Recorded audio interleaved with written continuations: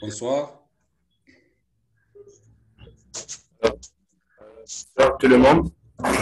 On commence notre Bonsoir, Monsieur Hillel. Oui, bonsoir, Monsieur Mohamed. Bienvenue. On commence notre 8e rencontre francophone. Aujourd'hui, tout d'abord, je tiens à vous remercier d'avoir accepté l'invitation, d'accepter d'être là et d'essayer d'être là. Aujourd'hui, on va parler d'un sujet important qui concerne notre domaine, c'est l'éducation. C'est l'éducation. On a déjà posé la question, si vous êtes un ministre d'enseignement ou bien un ministre d'éducation, qu'est-ce que vous allez faire comme procédure pour avoir une bonne génération d'apprenants, alors une bonne génération de citoyens.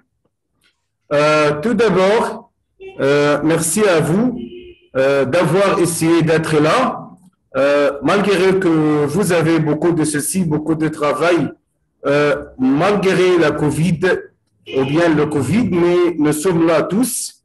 Alors, je vous remercie de tout mon cœur et on commence notre 8e rencontre aujourd'hui.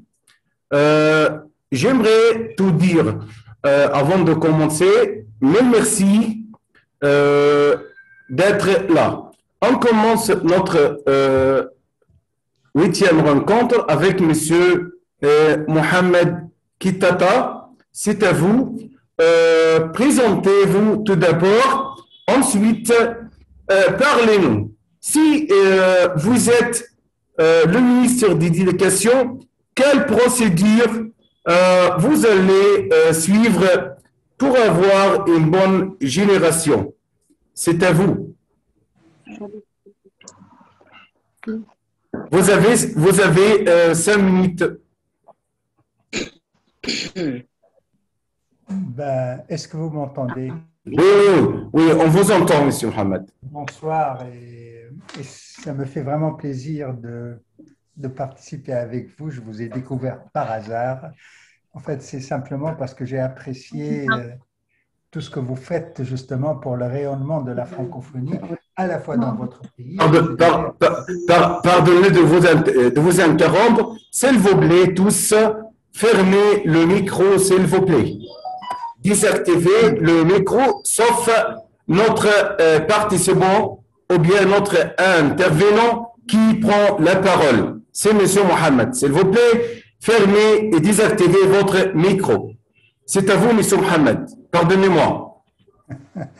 Écoutez, encore une fois, je vous remercie pour cette invitation. Je vous ai découvert par hasard.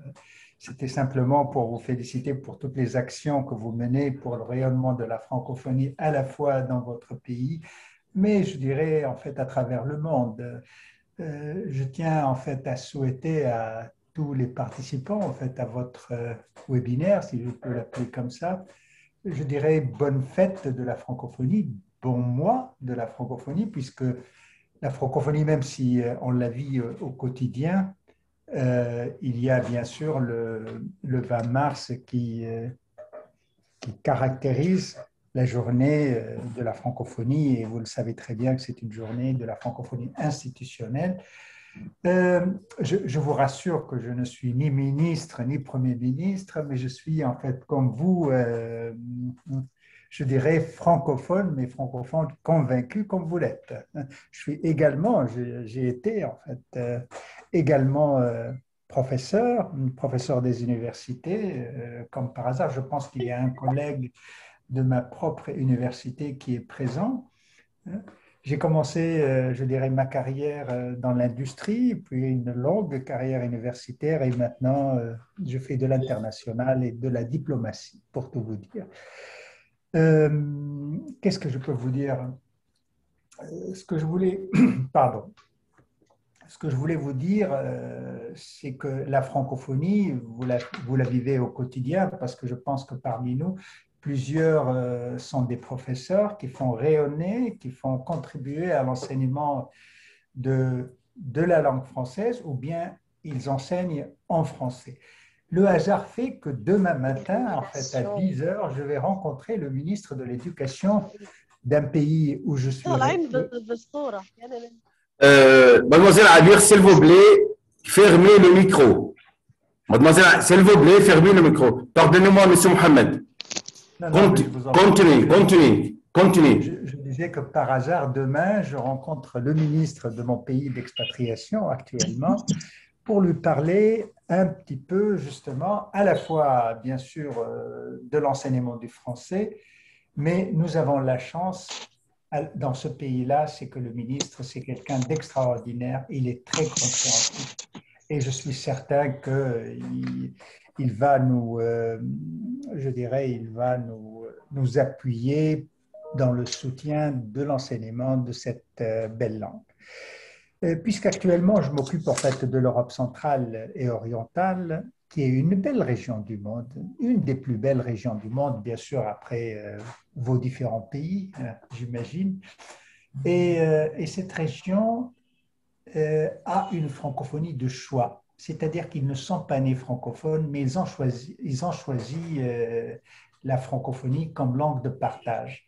Et si je prends le cas, par exemple, de la Roumanie, sur une population aujourd'hui qui fait 18 millions d'habitants, ce pays-là a aujourd'hui 1 200 000 apprenants de français. 1 200 000 apprenants de français et il a également l'équivalent justement de 10 000 professeurs de français à la fois dans les lycées mais également dans l'enseignement supérieur.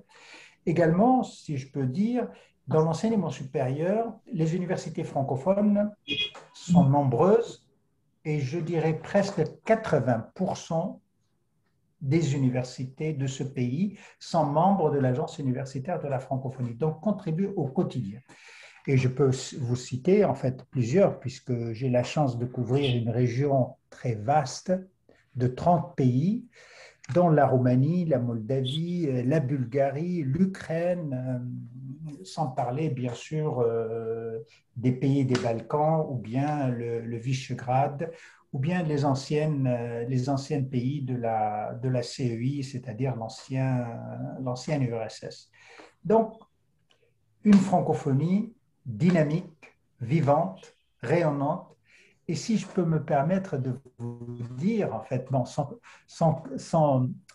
être un homme politique, et je vous assure que je ne le suis pas du tout, et je n'ai jamais fait de politique de ma vie, si ce n'est que par votre action au quotidien, vous contribuez, mais vraiment beaucoup, à la formation de nos jeunes, au futur, justement, cadre.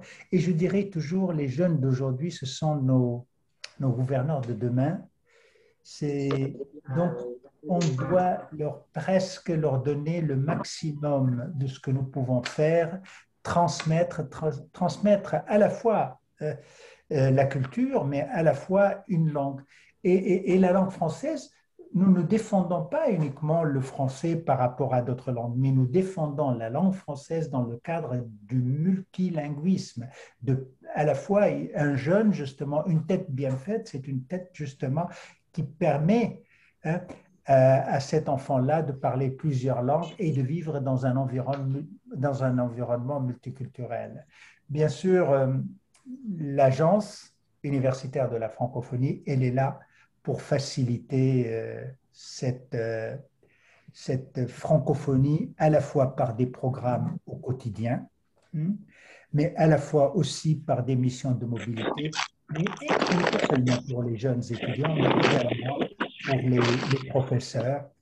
Et je dis toujours que nous avons en fait un trièdre très important, à la fois l'université, à la fois les milieux socio-économiques, et tout ça pour permettre à nos jeunes enfants, à nos jeunes étudiants ou élèves, demain d'avoir la meilleure insertion professionnelle et de jouer leur rôle d'acteur de cette société. voilà quelques mots d'introduction et je ne souhaiterais pas être long. Et je veux bien, s'il y en a des questions, et avec plaisir de participer avec vous encore un peu de temps. Voilà.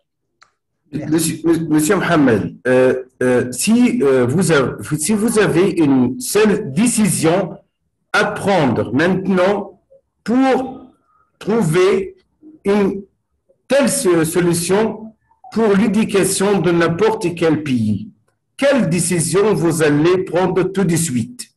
Une seule décision. Une seule décision, c'est-à-dire, moi, je suis très partisan pour le rapprochement de l'école, je dirais même de l'enseignement secondaire et de l'enseignement supérieur au milieu de l'entreprise, au milieu socio-économique.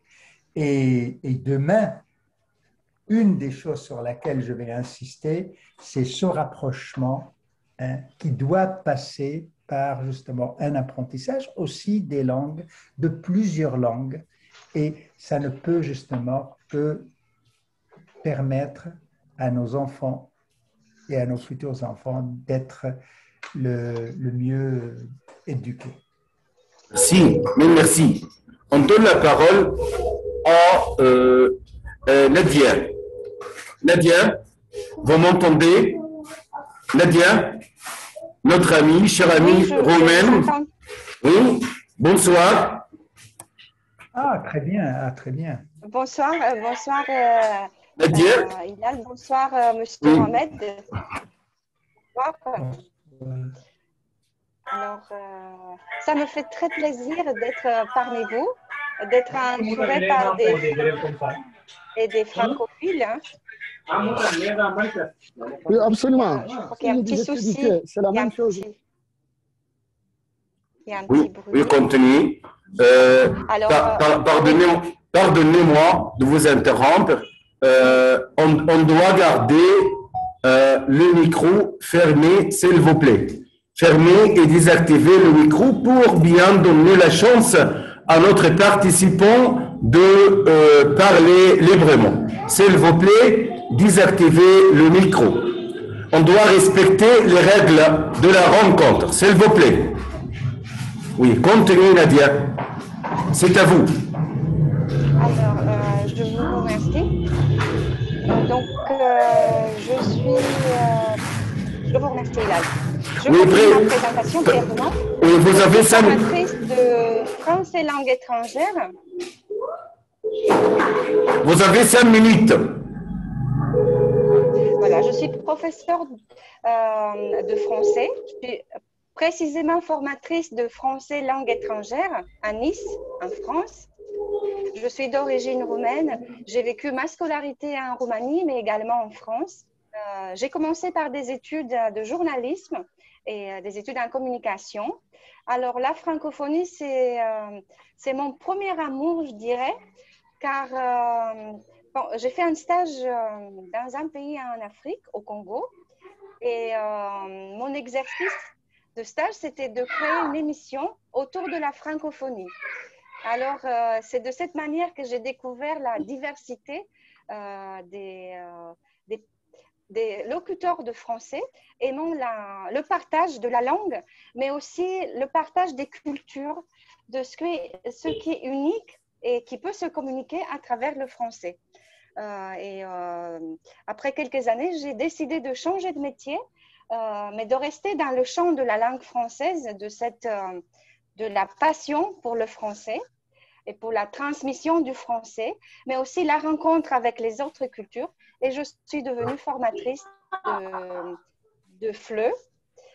J'exerce actuellement à Nice dans un centre pour les demandeurs d'emploi. Je travaille avec... Activez votre micro, Nadia, s'il vous plaît. Activez votre micro. Nadia, s'il vous plaît, activez votre micro. Nadia, s'il vous plaît, activez votre micro. Oui. Oui, continue. Vous m'entendez? Oui, je vous entends maintenant. Vous m'entendez? Oui, je vous entends bien maintenant. Vous m'entendez? Oui, oui, je vous entends. D'accord. Oui, continuez. Très bien. Donc, je travaille avec un public d'origines diverses et on apprend le français ensemble. Chacun s'améliore, on progresse dans le plaisir de partager cette belle langue, hein, quelle que soit l'origine du public, quelle que soit l'origine des stagiaires. Donc, voici en quelques mots mon rapport à la francophonie, mon rapport à la langue française. Fermez votre micro, s'il vous plaît. Oui, oui. Il continue, continue. Donc, Hilal, je vous disais que par... c'est un petit peu difficile, mais on persévère. Hein, c'est un petit peu comme ça à l'école aussi, quand on travaille en distanciel. On persévère malgré les obstacles techniques ou d'une autre nature. C'est tout ce que j'avais à dire pour le moment, Hilal. Ok, merci. Merci, mille merci.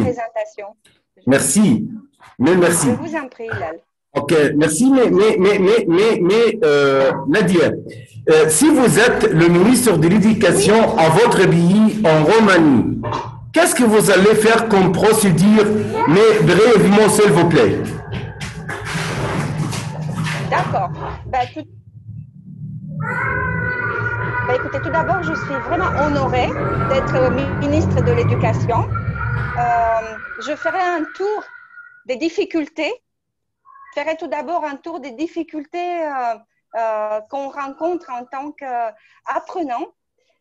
Et ensuite, je vais essayer de redécouvrir avec les élèves, les différentes catégories d'apprenants, le goût pour l'apprentissage. Car je pense que c'est ce qu'on a perdu de nos jours. Et je changerai ma manière d'apprendre, de transmettre au centre de la leçon à transmettre, au centre de la connaissance à transmettre.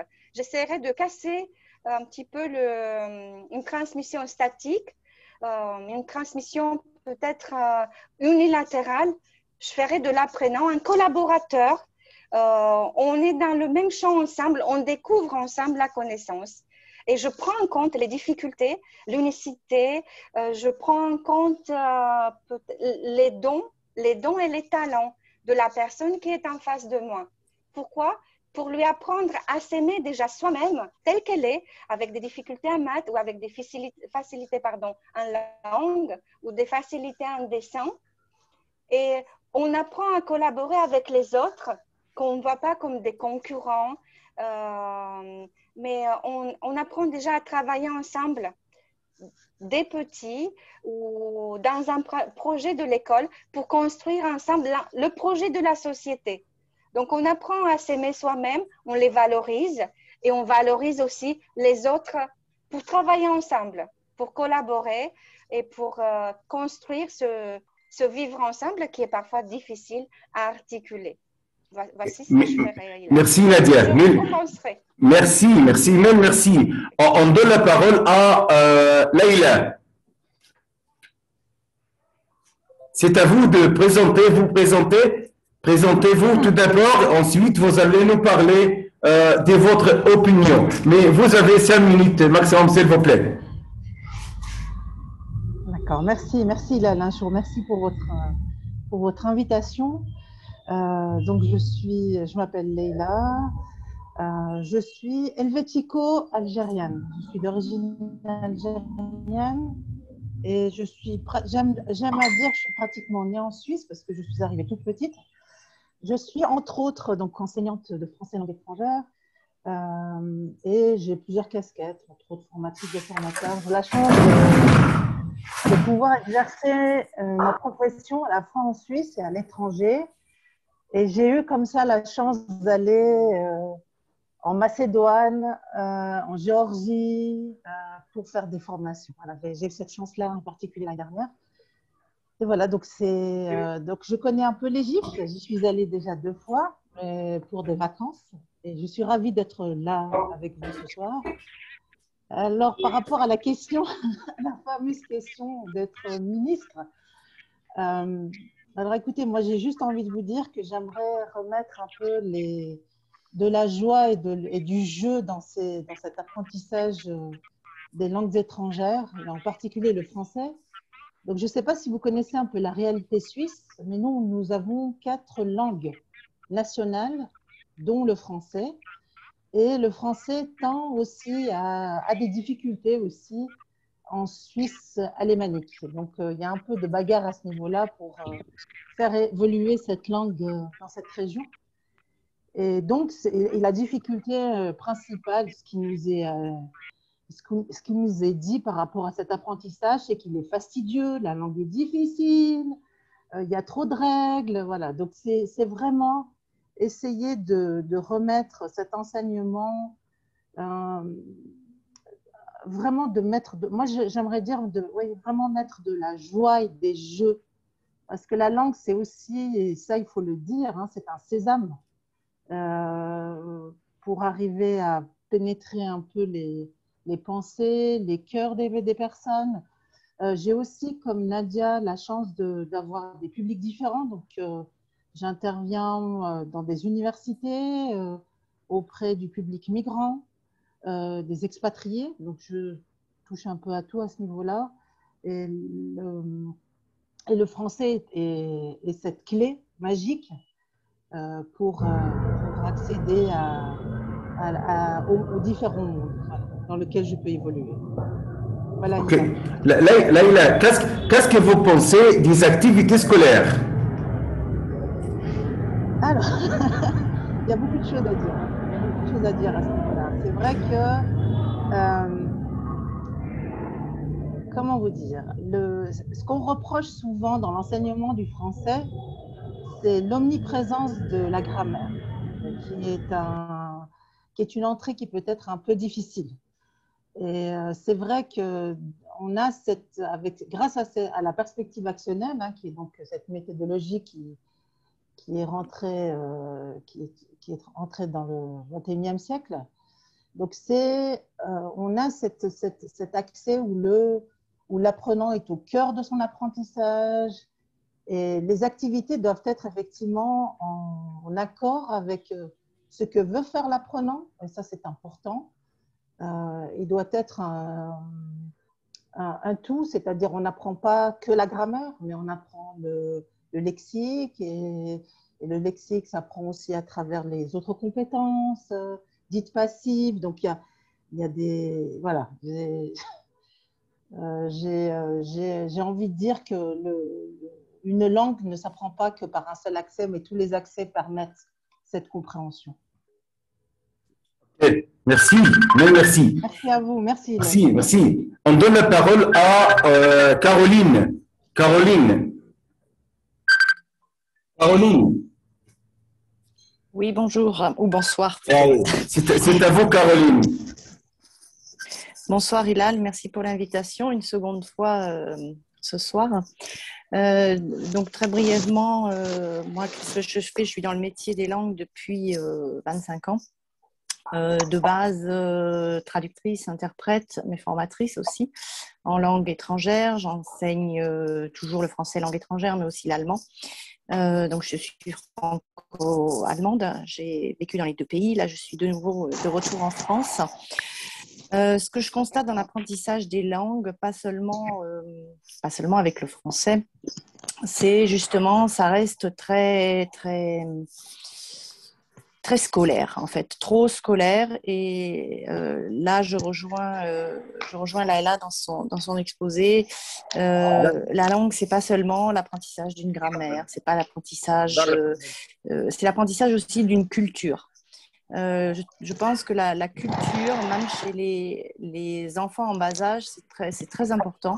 Ça ne concerne pas que les cycles secondaires, ça concerne aussi le cycle primaire, je pense. Et on devrait, je pense, si j'étais ministre de l'Éducation, une des premières mesures que je prendrais serait justement décongestionner, je m'assois à une table, il faut que j'apprenne de la grammaire, il faut que je fasse des exercices. Je pense que les enfants apprendraient beaucoup mieux, beaucoup plus tôt, beaucoup mieux, en fait. Ça, c'est le premier point concernant justement l'enseignement primaire et secondaire. Ensuite, là où je rejoins M. Mohamed, c'est le lien entre le milieu socio-économique et le milieu de l'enseignement secondaire. Ça, c'est indispensable à la fin du cycle d'enseignement secondaire pour permettre aux jeunes déjà d'avoir un aperçu que se passe-t-il dans la vie économique de demain et pas devoir franchir un fossé quasiment insurmontable. Moi, j'ai des gens que je prépare au concours du CAPES en allemand, par exemple, qui passent leur CAPES en France en allemand. Et il faut respirer, il faut prendre de grandes respirations et il faut enlever la peur à ces gens-là parce qu'ils se disent « mais pourquoi j'apprends tout ça ? Pourquoi il faut que je lise ? J'ai aucune connaissance de la culture, de l'histoire et ça vaut pour toutes les langues. » Là, j'ai pris l'exemple de l'allemand, mais ça vaut pour le français aussi.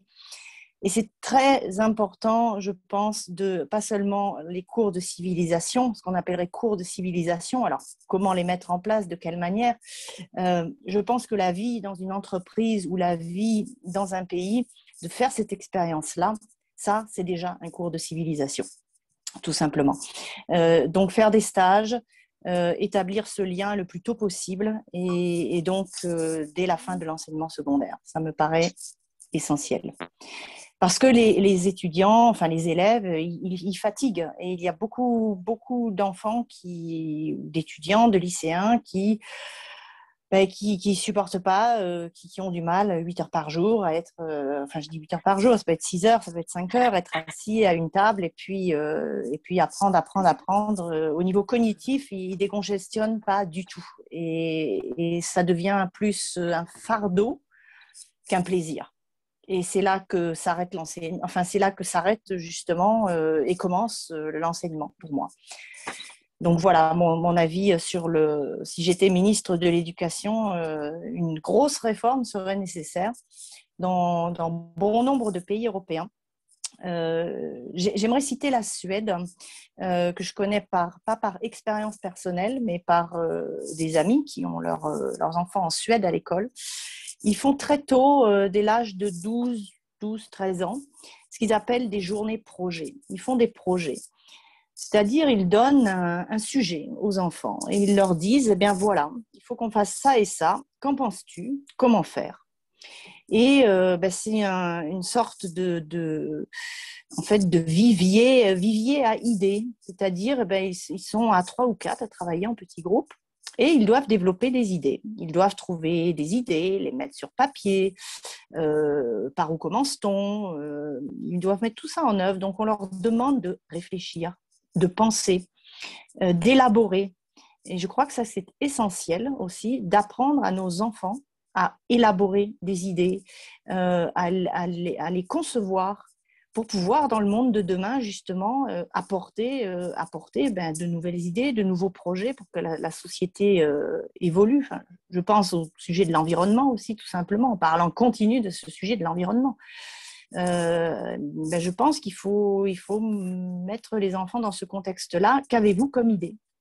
Tout simplement. C'est très important, ça, je pense, de demander aux enfants quelles sont vos idées et pas seulement de leur ingurgiter des connaissances en continu. C'est très important aussi, mais quelles sont vos idées ? Que pouvez-vous apporter à notre société de demain ? Tout simplement, cette question me paraît essentielle. Voilà, ça sera tout pour ma petite intervention pour ce soir. Merci Hilal.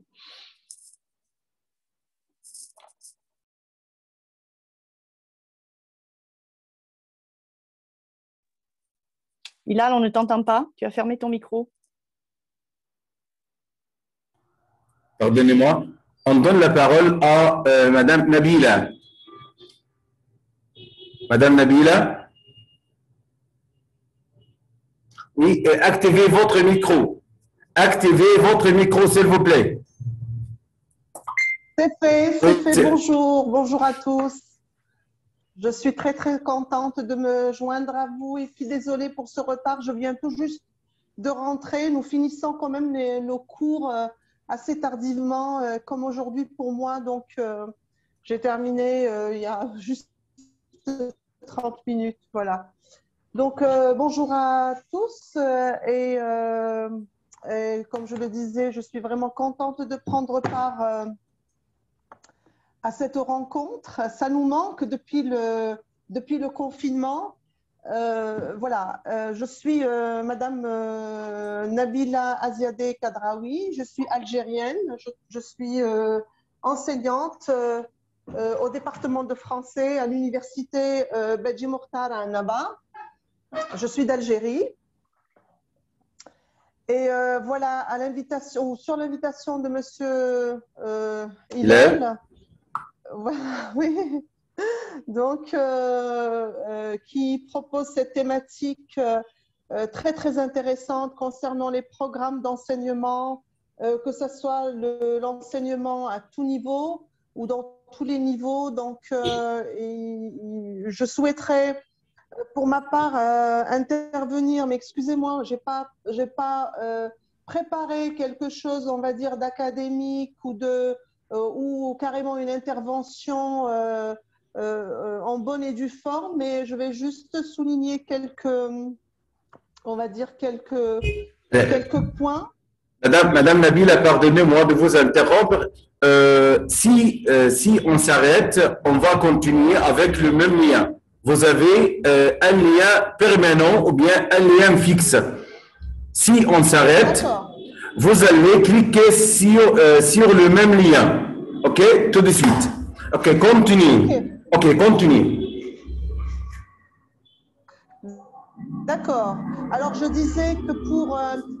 oui, merci beaucoup. En tous les cas, pour rebondir par rapport au programme, ce que le ministère de l'Éducation nationale propose à nos apprenants, moi, je dirais que peut-être remettre un peu l'accent sur l'apprentissage de l'oral, sur également, pourquoi? Parce qu'en Algérie, on privilégie aussi, combien même on fait des efforts, etc., pour justement essayer d'équilibrer entre l'oral et l'écrit, tout en sachant et tout en mesurant, on va dire, toute l'importance de l'interactivité et de la communication en français.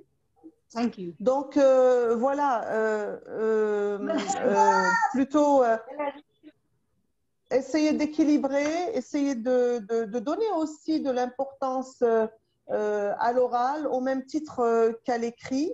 Ce que je verrais quand même comme très intéressant aussi, c'est de revenir aussi un petit peu à la littérature, revenir un peu aux textes littéraires qui nous ont imprégnés, qui nous ont un petit peu qui nous ont permis aussi de connaître la culture. On n'apprend pas une langue en omettant la culture, mais on apprend quand même la langue et la culture en même temps. Cela va de soi. Donc, ce que j'ai très très vite regardé un petit peu les programmes proposés par l'éducation nationale. Moi, je parle de l'éducation nationale et pas de l'université. C'est que pour l'enseignement du français, par exemple, il n'y a pas, on ne met pas, on nommait pratiquement, hein, moi j'ai ici entre les mains un livre de 4e année de l'enseignement moyen, j'ai vu aussi d'autres livres. En tous les cas, il n'y a pas de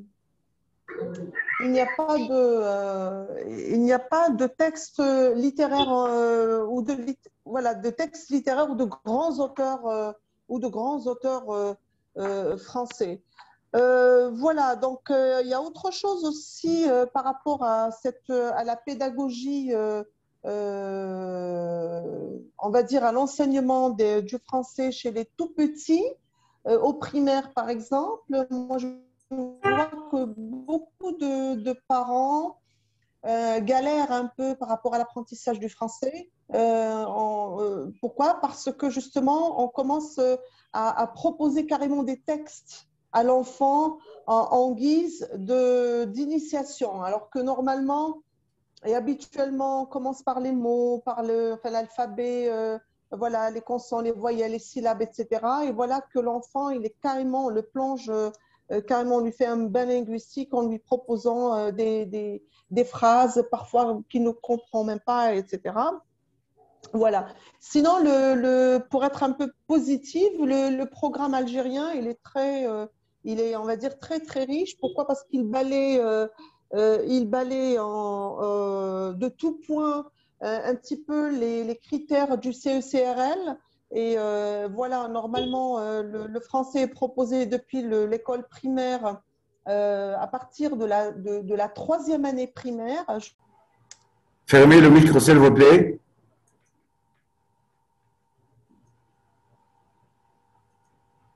Oui, oui, continuez. Madame Nabila, continuez. Oui, rebonjour. Rebonjour tout le monde. Donc, je disais à propos des programmes algériens, alors en l'occurrence, les programmes de l'éducation nationale donc, rejoignent à tout point ou en tout point les critères du CECRL. Et je disais que l'apprentissage du français en Algérie, chez nous, il se fait en 3e année primaire.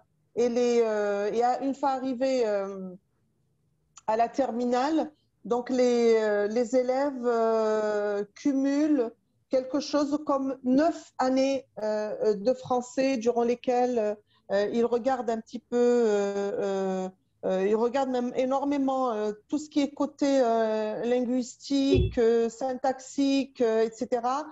Par contre, ce qui est un petit peu marginalisé, pardon, j'arrive pas à faire stabiliser mon téléphone, voilà, c'est bon. Par contre, ce qui est un petit peu marginalisé par rapport au travail, on va dire, linguistique, grammatical, syntaxique, etc., c'est beaucoup plus l'apprentissage culturel ou bien sûr le côté un petit peu littéraire. Bon, on ne va pas faire de la littérature pour faire de la littérature en sachant que le français est une langue de communication. Pour nous, le français, c'est une langue utilisée beaucoup plus pour les études, mais aussi dans le milieu professionnel. Mais quand même, ça va plutôt donner quand même un goût assez particulier pour l'apprentissage. Et puis, ça permet aussi d'apprendre aussi la culture. Ça, c'est très, très important. Voilà. Merci. Donc, voilà, merci à vous.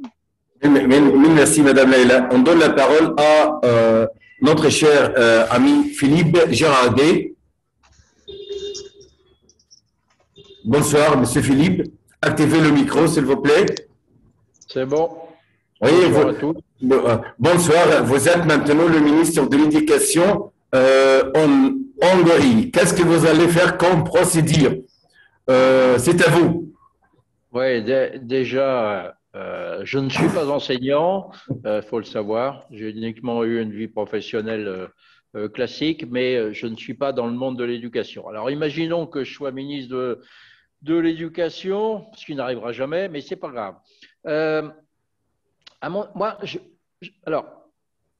Je me base sur des données peut-être plus professionnelles, dans le sens où j'ai eu la chance peut-être d'avoir une entreprise assez importante avec de nombreux salariés, et je me suis aperçu en fait que, et pour moi-même aussi, je trouve que au niveau des adolescents notamment, il n'y a pas un plongeon dans la vie professionnelle. Rien n'est trop préparé pour ça. Et je vais rejoindre Caroline que j'ai écoutée tout à l'heure.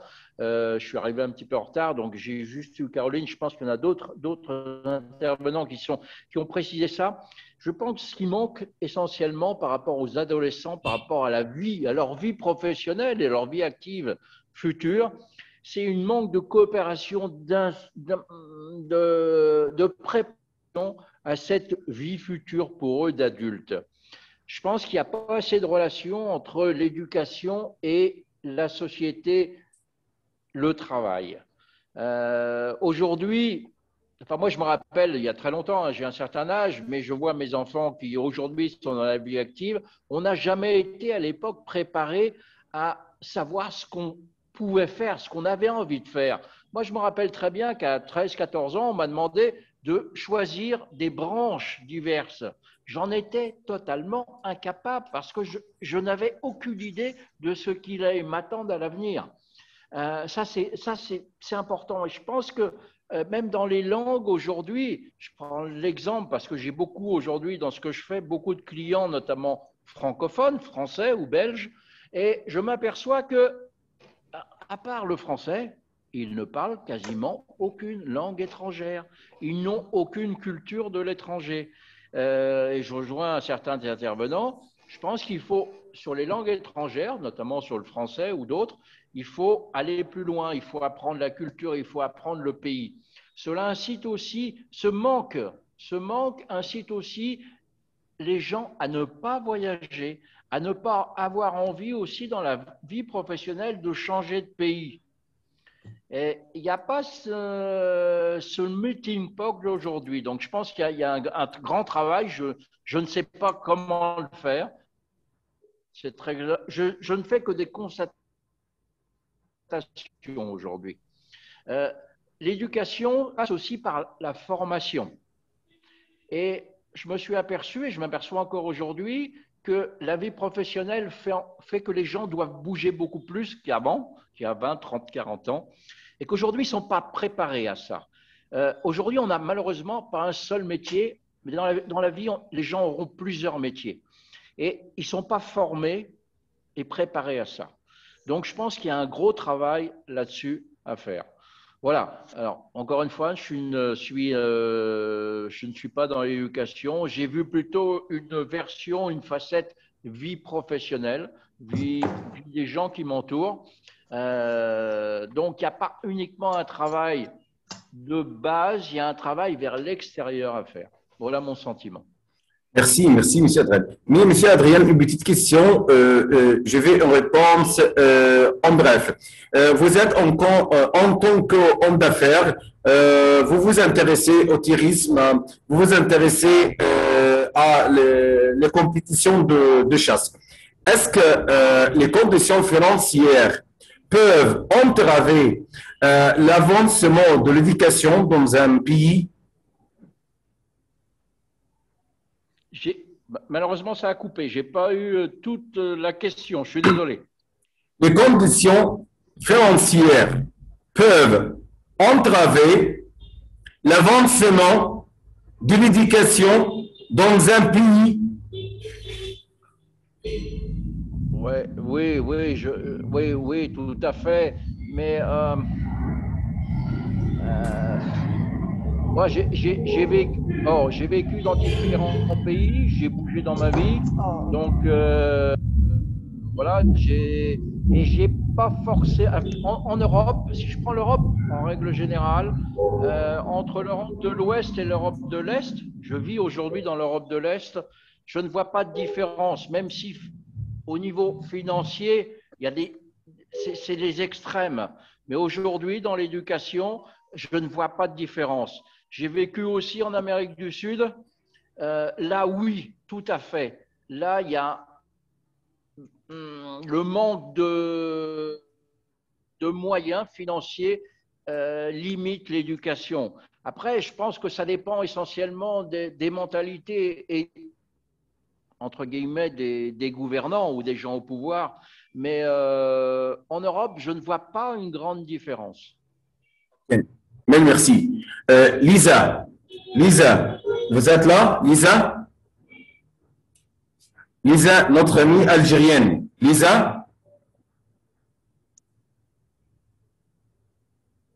Lisa, vous m'entendez, Lisa? Oui, je suis là.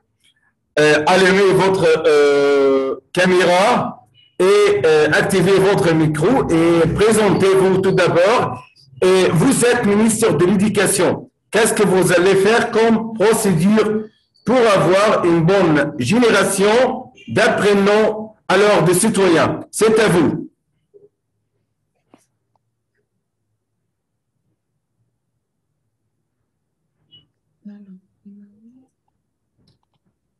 Lisa? Oui. Je suis là. Oui, on vous écoute.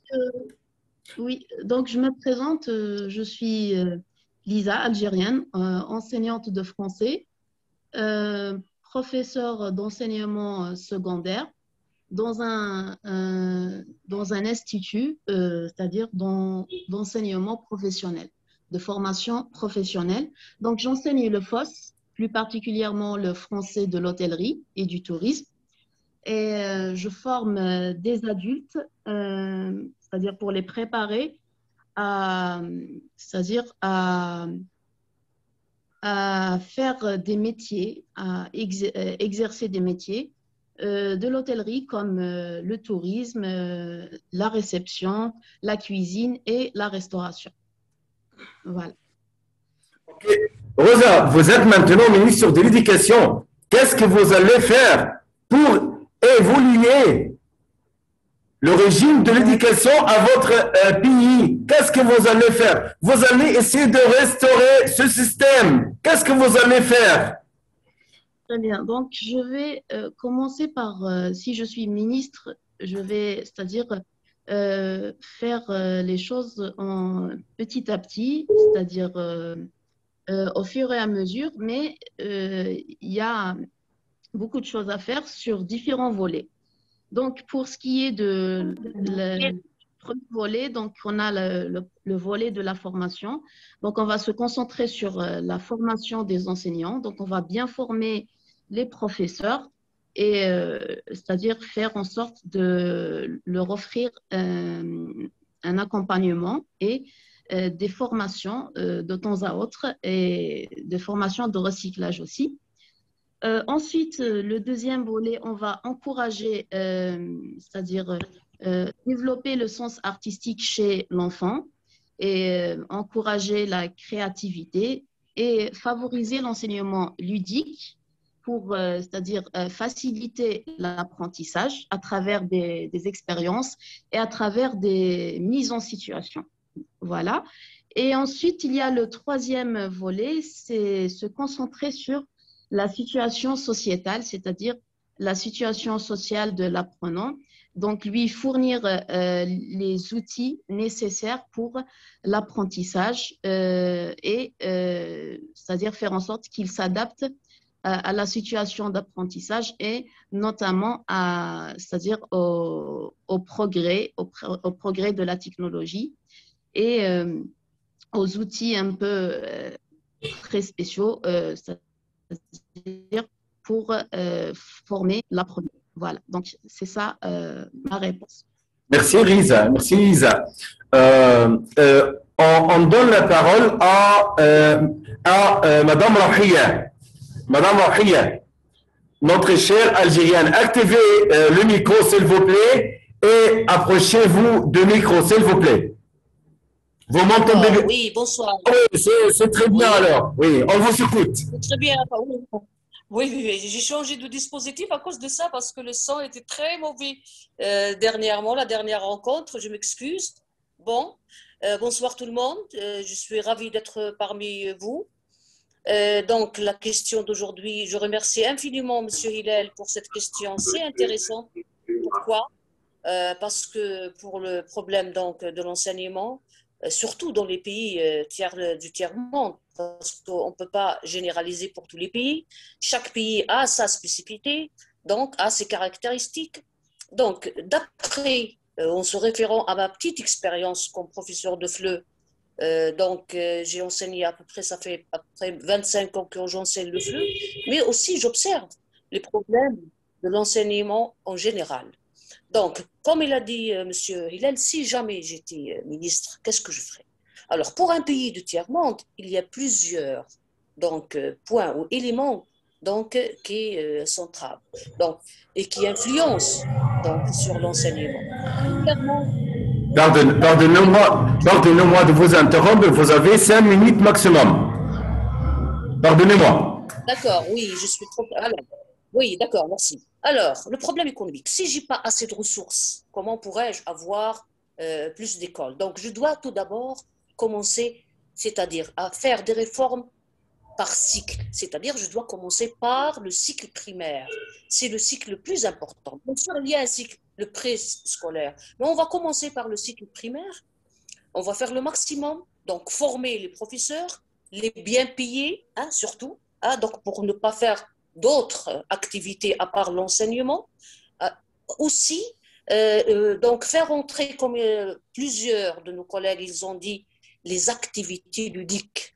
Je pense que ce sont les meilleures, c'est-à-dire la meilleure façon de faire apprendre à un petit quelque chose.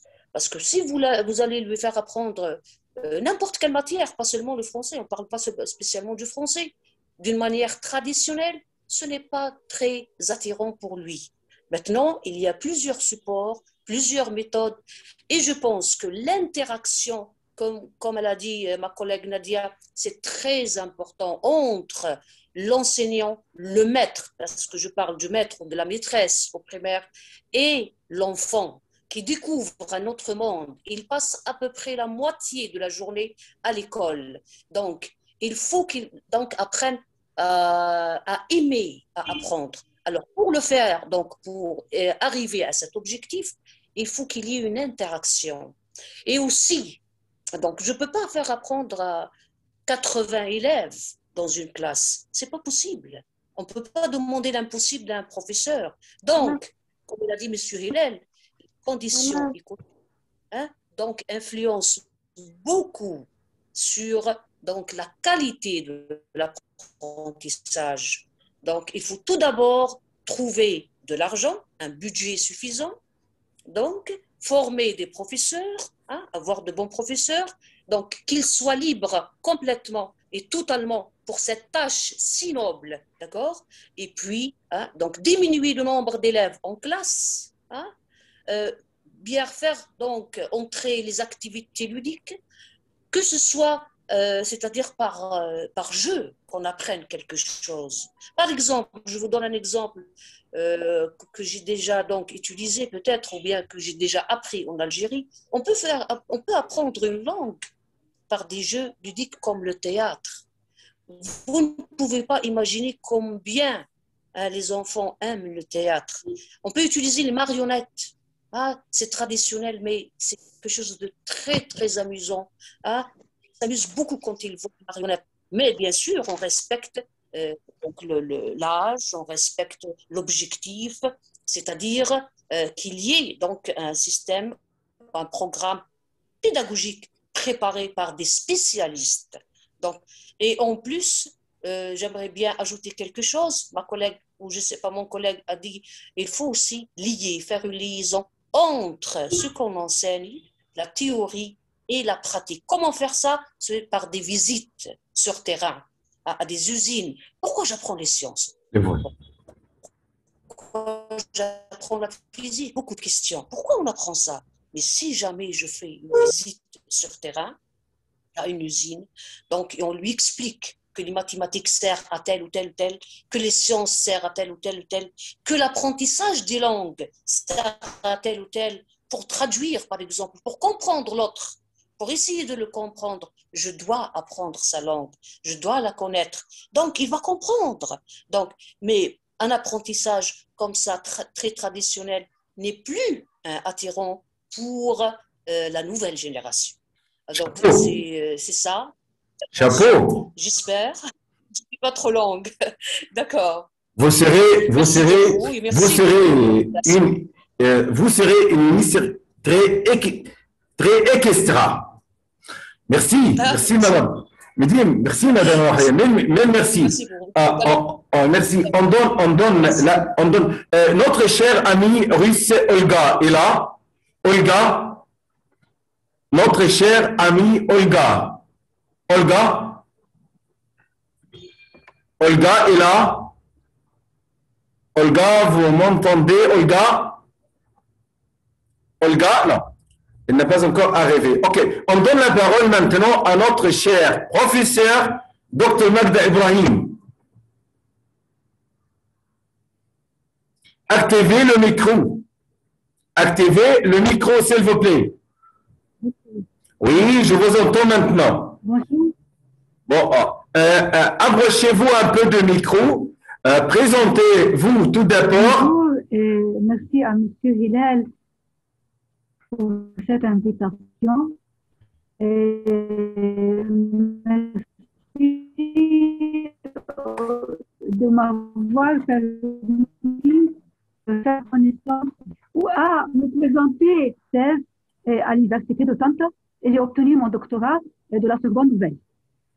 Alors, le sujet, si je serais ministre de l'Éducation, ok, bon, pour être ministre, essentiellement, il faut commencer par avoir déjà un bon professeur qui maîtrise la langue, c'est-à-dire qui maîtrise la phonétique, qui maîtrise la grammaire, qui maîtrise la prononciation, et l'expression écrite et orale.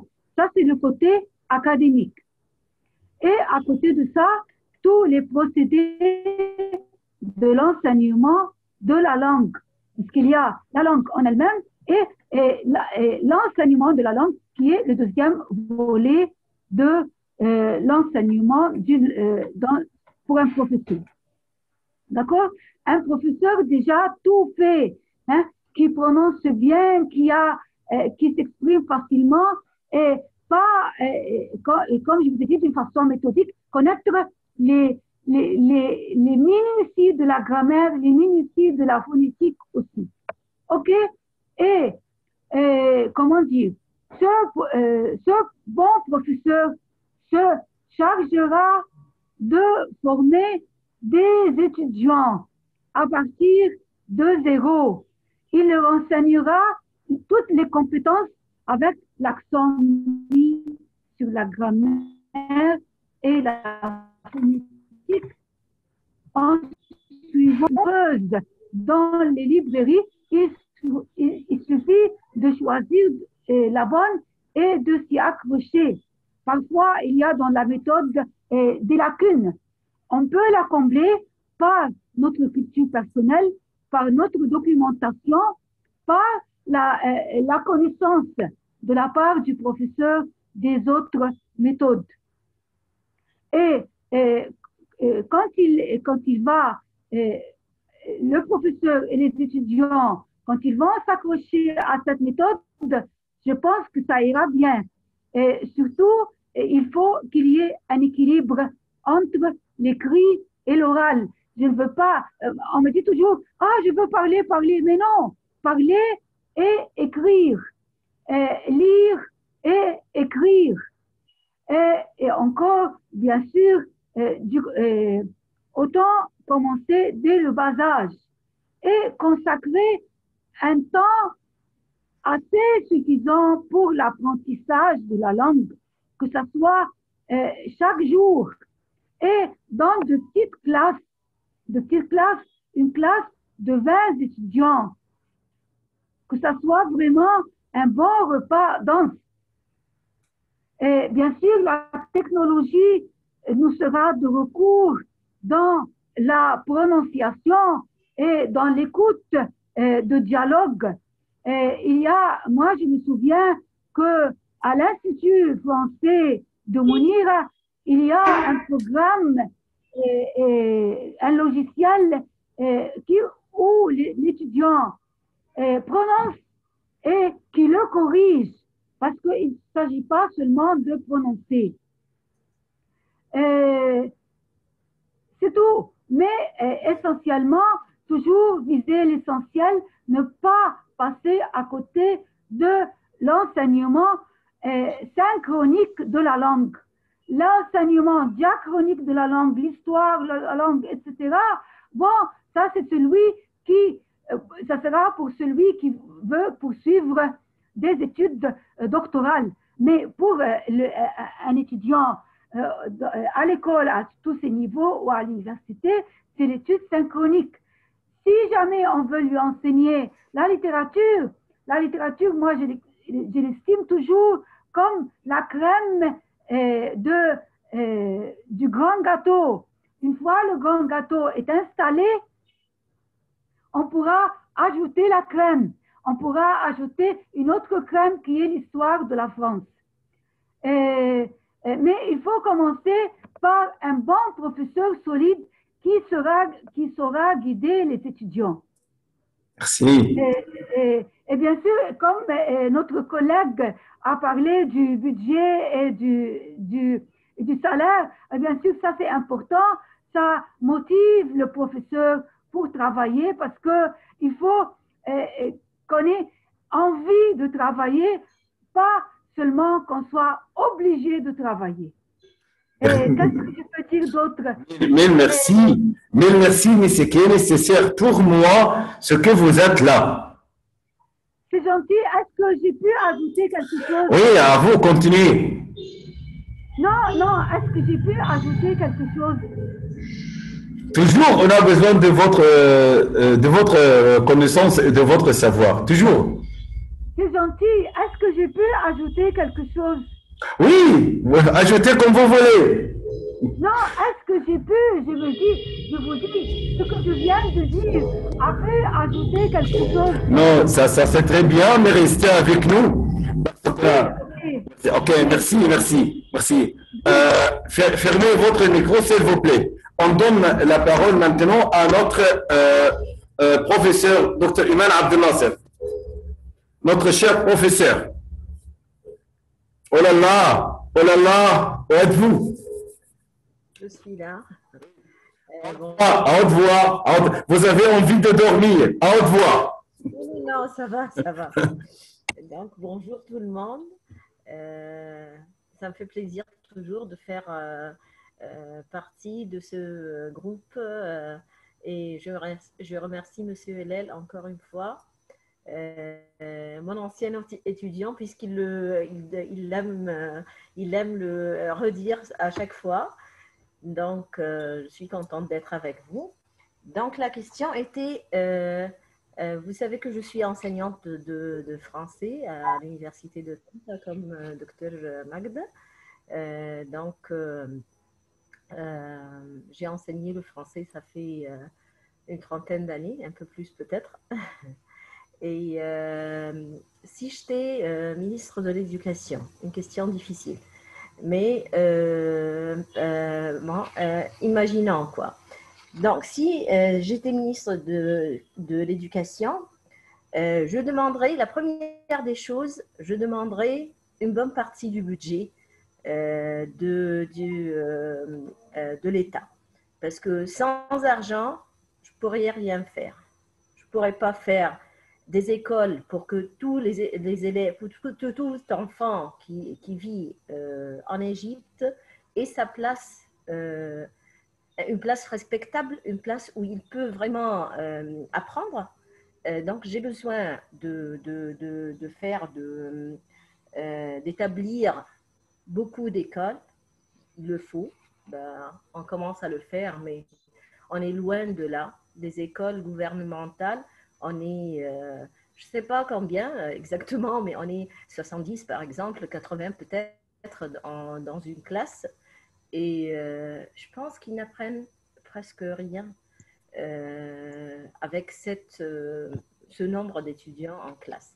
Donc, de l'argent pour établir des écoles partout, dans tous les petits villages, partout. Ensuite, une bonne rémunération pour les professeurs. Les professeurs dans des écoles, on est le moins payé. les professeurs, que ce soit qu'ils soient professeurs aux écoles ou bien professeurs à l'université, on est le moins payé dans l'État. Et cette baisse des salaires des professeurs influe sur le professeur lui-même. C'est-à-dire, il n'est pas content, il fait son travail, il essaye de faire son travail comme il faut, mais il ne le fait pas comme il faut. Il doit travailler partout, toute la journée, après l'école, des leçons particulières ou n'importe. Parfois, il n'arrive pas à travailler comme professeur même s'il est formé. Donc, il faut bien rémunérer les professeurs et puis bien les former pour pouvoir choisir les meilleurs, pour pouvoir sélectionner les meilleurs professeurs. Parce que quand on est, quand il n'y a pas de bon salaire, normalement, ceux qui cherchent ce travail ne sont pas les meilleurs. Les meilleurs cherchent d'autres travails où ils peuvent gagner plus. Donc, l'argent, c'est très important, alors que dans ma vie, l'argent, ce n'est pas le plus important. Mais si je suis ministre de Culture, si j'étais ministre de l'Éducation, je veux dire, l'argent, c'est quelque chose de très important pour améliorer la situation. Donc, après, maintenant, je vois que l'éducation, ce n'est pas seulement ce qu'on enseigne aux enfants. Parce que moi, mon fils, quand il avait, par exemple, 5 ans, il m'a dit, mais pourquoi je vais à l'école? Je sais lire et écrire. Je peux tout savoir par l'Internet. Quel besoin? Pourquoi je vais à l'école? À quoi ça sert? Si je peux tout voir et tout savoir à travers l'Internet, je peux tout savoir. Et c'est vrai, il sait, il a des connaissances parfois beaucoup plus que moi dans certains domaines. Par exemple, je lui ai dit, mais comment tu sais ça? Comment tu l'as pu savoir? Il me dit, mais maman, Internet. Donc, c'est pas, nous ne sommes plus les détenteurs du savoir. On n'est plus, c'est-à-dire jusqu'à l'âge de 6-7 ans, dès que les enfants apprennent à lire, à écrire et à compter, on n'a plus cette importance de professeur. Donc, il faut chercher quelque chose autre que les informations banales qu'on trouve dans tous les livres et tout ça. Il faut trouver une autre solution pour pouvoir les attirer, pour pouvoir les attirer à l'école, qu'ils fassent autre chose. On ne peut pas les retenir 7 heures ou 8 heures, de 8 heures du matin jusqu'à 2 heures ou 3 heures de l'après-midi dans une classe fermée pour qu'ils entendent des gens qui parlent et qui parlent, alors qu'ils peuvent dans 2 minutes avoir toutes les connaissances qu'ils veulent. Donc, par leur esprit, ils comprennent que ça ne sert à rien l'école parce que toutes ces informations qu'on me donne à l'école, je peux les savoir sans rester 7 heures dans une classe. Donc, je me rejoins à Madame Rouhiya, je pense, qui a dit qu'il y a une importance des visites guidées qui sortent. Voyage. On ne la donne pas en classe. Si on parle de quelque chose dans la nature, il faut aller dans la nature pour le voir. Si on parle de quelque chose de physique, comme elle a dit, de physique ou de chimie, on doit voir ça. On doit voir les usines, on doit voir la nature, on doit voir les animaux, on doit voir.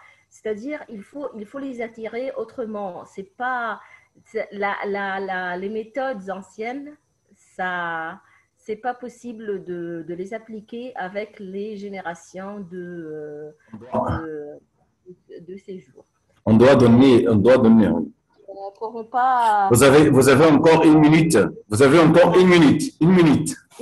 D'accord. J'insiste aussi sur la culture. La culture et les valeurs. Il faut apprendre parce que maintenant, même les professeurs, ils n'ont plus de valeurs pour que les enfants les trouvent comme des exemples à imiter.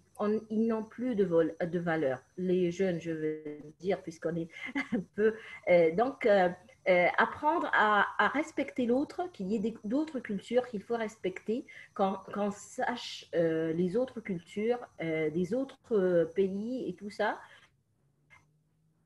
Et c'est très important d'ouvrir leurs esprits sur les autres pays, sur les autres cultures et tout ça. Voilà. Merci. Je ne veux pas m'attarder plus que ça. Merci, notre cher professeur. On donne la parole à M. Mohamed El-Mansi. M. Mohamed, notre grand poète. Oui. Oui, merci, cher frère.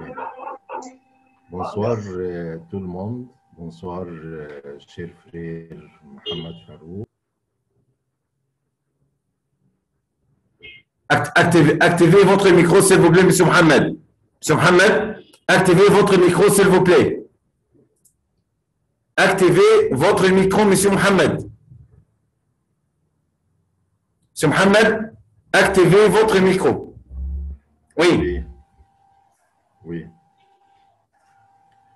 Bonsoir, chers amis. Bonsoir, Rosa. Bonsoir, Mohamed Ataya. Bonsoir, Mohamed Farouk. Je suis très content d'être entre ces géants. Bonsoir, Madame Imen. Ça me fait plaisir d'être parmi vous, des géants de la langue française. Je suis une petite planète entre un grand nombre de grandes étoiles, d'étoiles brillantes de la langue française. Je voudrais un peu changer le rythme et je voudrais ajouter quelque chose. S'il vous plaît, pourriez-vous me donner la permission de partager l'écran? Oui, mais vous pouvez partager, oui. Commencez, M. Mohamed. Oui.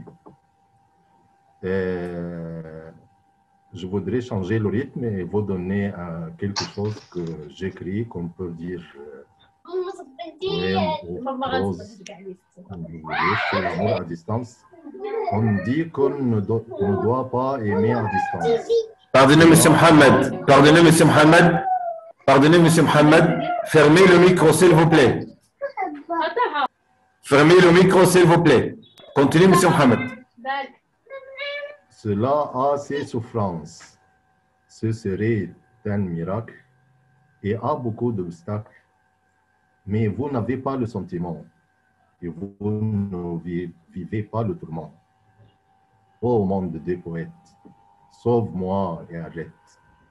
Arrête cette tempête contre ma question et fais attention. Je l'ai aimé. Je l'ai informé. Qu'offrir, cher poète, et son amour ne s'arrête. Tous se moquent de moi, et je n'ai pas le choix. Cher poète, où allez-vous? Je m'en fous.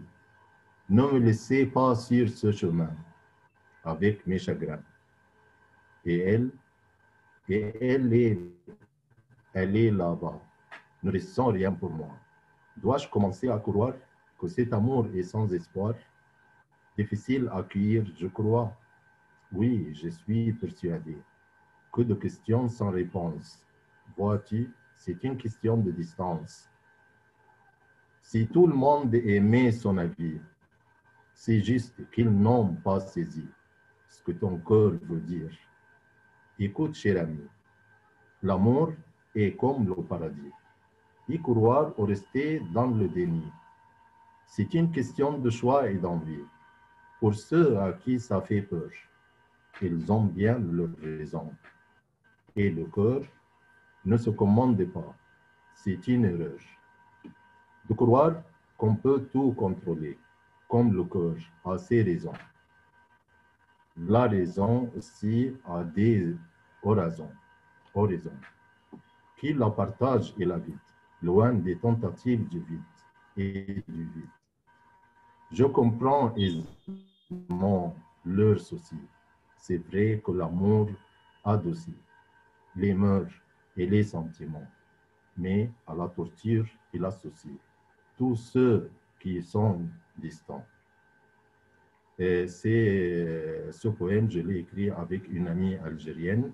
Cessez de partager, M. Mohamed, s'il vous plaît. Cessez de partager, s'il vous plaît. Oui. Moi, c'est Mohamed El-Mansi, enseignant de français au cycle secondaire. Je suis...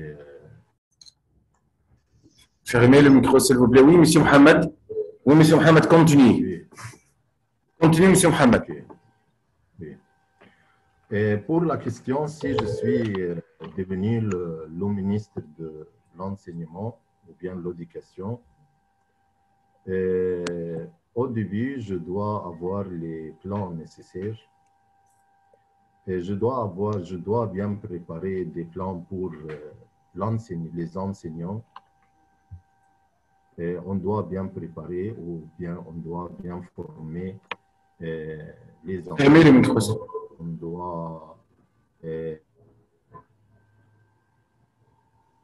On doit bien revoir les salaires des professeurs. On doit bien préparer les programmes scolaires. On doit bien préparer des plans pour nos élèves pour bien recevoir les programmes qu'on a déjà préparés. Si on a pu avoir des plans pour les enseignants et les programmes scolaires, et on pense à nos élèves et on pense au lieu où les élèves reçoivent ces programmes. Et bien sûr, tout cela aidera au développement de notre pays et ajoute beaucoup à nous. Et pour moi, j'ai décidé d'être loin de ce système à cause de beaucoup de choses qui m'ont poussé. Mon rêve était d'être enseignant de français, mais soudain, j'ai décidé de laisser tout cela et travailler librement. Et j'insiste de travailler dans le domaine quand même. C'est tout. Merci, M. Mohamed. On donne la parole à M. Mohamed Farou. M. Mohamed Farou, il est là. M. Mohamed, oui. Oui, monsieur. Oui, M. Mohamed. Monsieur Hilal. Oui, on vous Bonsoir écoute. tout le monde. Pardonnez-moi pour le retard, oui. Oui, en fait, je devais partir il y a quelques minutes pour un engagement professionnel. Mais par le respect de notre engagement, je dois rester avec vous un peu de temps. Et petite présentation, en fait, en bref, je m'appelle Mohamed Farouk, je suis d'origine égyptienne, je suis expatrié depuis presque 14 ans entre France et Arabie Saoudite pour un contrat de travail en Arabie Saoudite maintenant. En fait, je porte plusieurs casquettes, dont par exemple, je suis formateur enseignant de FLE, français en langue étrangère. Je suis chef de département de français dans une série d'écoles internationales. Je suis aussi traducteur agréé à l'ambassade de France ici en Arabie Saoudite. Je suis chargé aussi de surveiller les écoles internationales pour la qualité.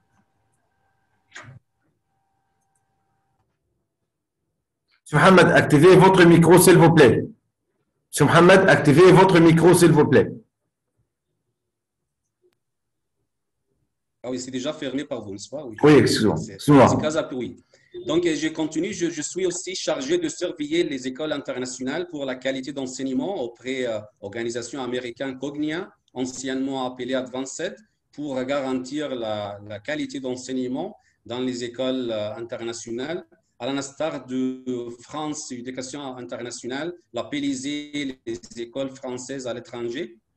Je suis aussi examinateur et correcteur habilité par France Éducation internationale pour les examens DELF et DALF. Donc, pour entrer au vif du sujet, votre question était si j'étais ministre de l'Éducation. En fait, je commence par une citation bien connue par tout le monde. Personne ne planifie à échouer, mais on échoue faute de planification. Donc, c'est-à-dire, personne ne souhaite l'échec, mais peut-être on va à l'échec faute de planification. Donc, il faut commencer toujours par un plan, planification. Et pour planifier, il faut effectuer au préalable une sorte d'auto-évaluation, c'est-à-dire comment dépister les lacunes et les causes du dysfonctionnement de n'importe quel système éducatif. Mais toutefois, il y en a des axes à travailler, comme par exemple, premier axe, comment adopter le leadership participatif au lieu de procratique, c'est-à-dire adopter un leadership, vrai leadership participatif, dont le slogan, c'est « tout le monde va partager ». Comme a dit Voltaire, par exemple, il faut cultiver notre jardin, c'est-à-dire c'est un appel à collaborer ensemble pour prendre la décision. Il s'agit d'impliquer toutes les parties prenantes, comme les parents, comme les acteurs sociaux, comme les décideurs, comme même les élèves au processus de l'enseignement et l'apprentissage, pour ensemble prendre la décision. Deuxième axe, il faut avoir aussi une formation continue disponible pour les enseignants et aussi pour les personnels administratifs. C'est-à-dire comment garantir une formation continue pour développer professionnellement les enseignements et le corps administratif. Ensuite, évaluer au fur et à mesure le rendement éducatif, c'est-à-dire est-ce que vous avez des critères, de vrais critères pour évaluer la qualité et pas la quantité, c'est-à-dire le rendement éducatif. Ce n'est pas la qualité, non, la qualité avec la quantité. Et puis, il faut par exemple optimiser l'environnement éducatif et lutter contre l'anapatence scolaire, c'est-à-dire l'échec scolaire, c'est-à-dire la fuite des scolarisations. Donner aussi les apprenants, surtout pour les milieux défavorisés, et appliquer ce qu'on appelle discrimination positive. Qu'est-ce que c'est discrimination positive? C'est-à-dire donner l'équité, ce n'est pas l'égalité. Il y a une différence entre l'équité et l'égalité, parce que l'égalité, c'est donner tout le monde la même chose. Mais l'équité, c'est donner tout le monde ce dont besoin. Ce que vous avez, par exemple, en nécessaire, ce que vous avez besoin réellement, donc c'est donner à tout le monde ce dont besoin. Ce n'est pas la même chose pour tout le monde. D'où vient la pédagogie de différencier, c'est-à-dire comment adopter la particularité individuelle, comment donner chaque élève ce besoin et satisfaire ce besoin au vu de ce profil pédagogique, profil d'apprentissage, parce que ce n'est pas tous les élèves apprennent à même rythme. Il faut respecter strictement le profil d'apprentissage, comme par exemple visuel, audiovisuel, etc. Donc ici, il faut avoir pédagogie différenciée. Il faut aussi avoir et adopter des stratégies pédagogiques qui favorisent l'autonomie. Comme a dit André Gide a dit quoi? Le vrai maître, celui qui peut donner aux élèves la chance de se passer de lui, c'est-à-dire l'autonomie de ces élèves-là. Il faut aussi respecter strictement le niveau de connaissances comme par exemple taxonomie de Bloom. Commençons par exemple répétition, comprendre, appliquer, mais aussi pour les pensées plus élevées, plus avancées. Analyser, critiquer, créer, donner la chance de faire des projets en commun, le plaisir d'apprendre. Le professeur ne doit se limiter à acquérir des connaissances comme transmetteur des connaissances. Il faut avoir le sens de comment acquérir de valeurs et aussi donner l'éducation à la citoyenneté universelle, c'est-à-dire sortir de ce qu'on appelle l'ethnocentrisme, donner des valeurs universelles comme la tolérance, la solidarité, coopération, s'entraider, etc. Et sachez bien à la fin que l'éducation, par exemple, ne se limite pas à transmettre simplement des connaissances parce que pour tout le monde. Mais le vrai maître, c'est lui qui donne l'autonomie à ses élèves et donner aussi le plaisir d'apprendre. Donc, c'était en bref mon opinion si j'étais un ministre de l'éducation. Merci, M. Hillel. Merci, M. Mohamed. On donne la parole à M. Mohamed Atiya. M. Mohamed Atiya. Notre cher collègue, M. Mohamed, activez le micro. Oui, bonsoir, mon ami. Oui, bonsoir tout le monde. Je suis ravi d'être parmi vous. Oui. Je suis un peu de pays. Oui. Parlez à haute voix, s'il vous plaît, M. Mohamed. Il y a quelques bruits. Quelques bruits? Oui, ok. Continuez, oui. Continue. Oui, ça marche, on vous écoute. D'accord. Moi, c'est Mohamed Atiya, professeur de FLE à Zagazig en Égypte. Je suis ravi d'être parmi vous Je crois que mes chers profs, Madame Rawhia, Dr Magda, Dr Iman, et M. Mansi, M. Farouk, parce qu'ils sont tous et toutes égyptiens, ils ont mis la main sur la situation de l'enseignement en Égypte et les problèmes qui envisagent les professeurs et les élèves. Pour moi, je peux ajouter un peu sur la parole de mes chers profs.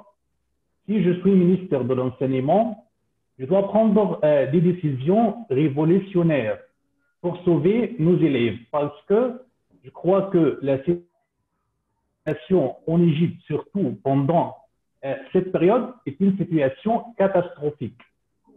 Tout d'abord, il faut limiter le nombre des étudiants de la faculté de pédagogie.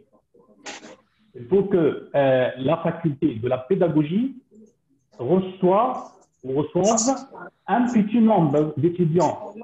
Le nombre d'étudiants qui vont travailler dans le domaine de l'enseignement. Et de son côté, le gouvernement doit s'engager à recruter tous les diplômés de la faculté de pédagogie dans des écoles, soit publiques ou des écoles privées. Le point suivant, il faut augmenter les années des études à l'université. En Égypte, la faculté de pédagogie fait 4 ans d'études. Il faut avoir une cinquième année. Les étudiants passent 3 années universitaires à étudier les programmes universitaires et les théories scientifiques et pédagogiques, et après les 2 dernières années, avoir de l'expérience. C'est ma pensée. Ce n'est pas la situation actuelle, mais c'est ma pensée. Numéro 4, je vois qu'il faut augmenter les salaires des professeurs. Le salaire doit être multiplié au moins, on ne peut pas donner de cours particuliers. Si quelqu'un me demande comment avoir le budget pour payer les professeurs, tout le monde sait qu'en Égypte, tous les élèves prennent des cours particuliers. Après la journée scolaire, ils vont dans des centres pour suivre des cours. Alors, on peut payer l'argent à l'école, au ministère de l'Éducation, au lieu de les mettre dans des centres qui n'ont pas de permis de travailler dans le domaine. Pour les langues, le ministère de l'enseignement doit signer des contrats avec les ministères de l'enseignement dans les pays dont on étudie la langue pour échanger des professeurs. Par exemple, on peut recevoir des professeurs de français, professeurs d'anglais, pour former les professeurs de français et d'anglais et pour tenir des stages régulièrement. Après, il faut activer les examens de l'oral. Il faut travailler sur les compétences de l'oral, la compréhension orale et la production orale. Enfin, pour les élèves techniques, les élèves des écoles techniques, les élèves doivent apprendre un métier, c'est l'objectif de ces écoles. Il faut qu'ils aillent à des usines, à des fabriques, pour qu'ils apprennent d'une manière pratique. Merci beaucoup, monsieur Lay. Merci, monsieur Mohamed. Rosa, restez avec nous un peu. Nous avons encore besoin de vous. Et Adrien, restez avec nous parce qu'on doit donner la parole maintenant à notre chère Milida. Milida est là. Milida. Notre chère Milida est là. Malika. Notre chère Malika est là. Malika. Bonsoir. Bonsoir Malika. Présentez-vous tout d'abord et continuez à parler. D'accord. Bonsoir tout le monde. Je suis Malika, je suis algérienne, enseignante au cycle moyen. Alors, je suis ravie de participer à cette rencontre. Je dirais par vous, monsieur Hillel, je vous remercie infiniment. Donc, commençons à parler à propos de notre thème. J'étais un ministre de l'Éducation dans mon pays. Donc, le professeur doit être compétent. Donc, un bon enseignant doit parvenir à créer un équilibre entre 4 qualités essentielles. La maîtrise de sa matière, tout d'abord, des compétences didactiques et pédagogiques, la capacité de construire une relation avec les élèves ainsi avec leur famille, et enfin, avoir une confiance dans le potentiel des élèves à progresser. Pour cela, si j'étais un ministre de l'Éducation dans mon pays, je commence par la formation ou bien la bonne formation des futurs enseignants dans les écoles normales supérieures. Je dis bien les écoles normales supérieures. Ensuite, je donne aux gens qui travaillent aux établissements scolaires un salaire important, notamment les enseignants, le mérite pour qu'ils ne cherchent pas de l'argent ailleurs en s'exerçant d'autres activités. De plus, l'uniforme scolaire sera exigé dans nos établissements scolaires publics ou privés, car elle permet à l'apprenant d'être directement conditionné au devoir, à la discipline, à la hiérarchie et à la réussite aussi. C'est notre objectif, bien sûr. Elle apporte aux apprenants les bases du bon comportement, du savoir-vivre et surtout de la concentration lorsqu'ils sont en plein cours. Donc, ce code vestimentaire est assez important parce qu'il reflète l'égalité. Donc, lorsque tous les enfants s'habillent de la même manière, il n'existera pas de dispute, de blague ou de discrimination envers quelqu'un qui porte cette dernière, par exemple.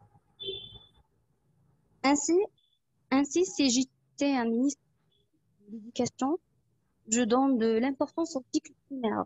Le cycle primaire est très important.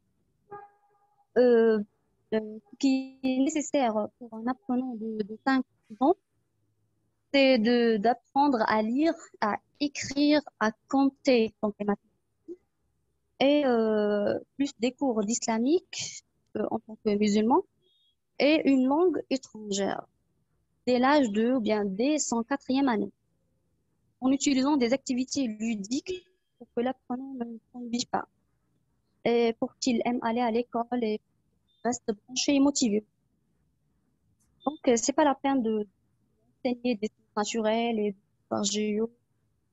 Les premières années, je peux avoir l'histoire géo et les sciences naturelles comme des matières dans ta 4e année ou 5e année. Parce que à l'âge de 5 ou 6 ans, son cartable deviendra très lourd.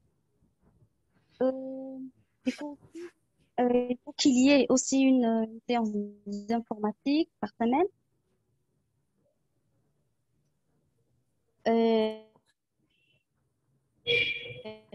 Malika, pardonnez-moi de vous interrompre, vous avez une mauvaise connexion.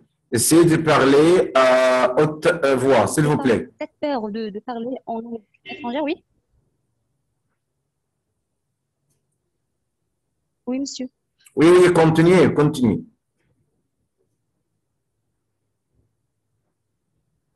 Donc, j'ai dit, en ce qui concerne la langue étrangère, il faut s'intéresser beaucoup plus à la communication, donc à l'oral et à l'écrit aussi, pour que l'apprenant n'ait pas cette peur de parler en langue étrangère devant un public.